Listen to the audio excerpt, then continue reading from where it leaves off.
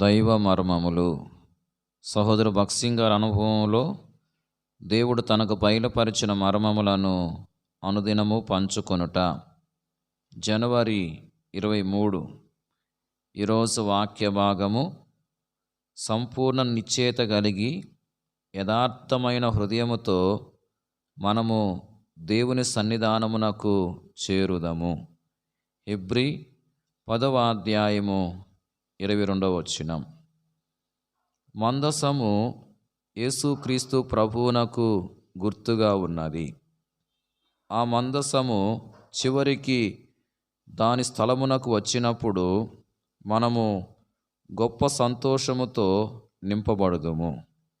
యేసుక్రీస్తు ప్రభువునకు మీ హృదయముల్లోనూ, మీ ఇంటిలోనూ, మీ సంఘ క్రమములోనూ సరైన స్థానమును ఇవ్వవలెను.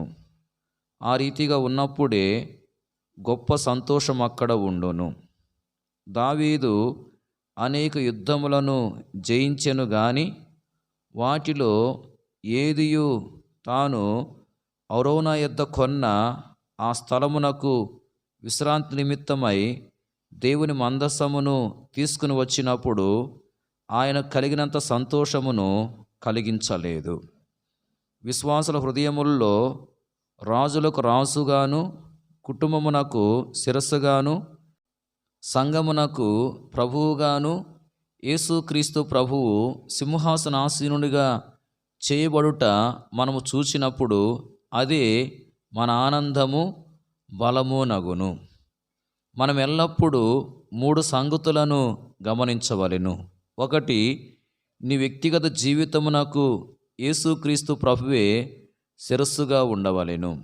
2, నీ కుటుంబమునకు శిరస్సుగా ఉండవలెను.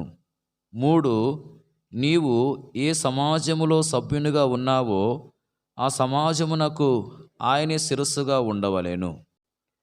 ఇది ఎప్పుడు వాస్తవమగునో అప్పుడే నీవు దేవుని మందసమును దాని సరైన విశ్రాంతి స్థలమునకు తెచ్చిన వ్యక్తి వగుదువు.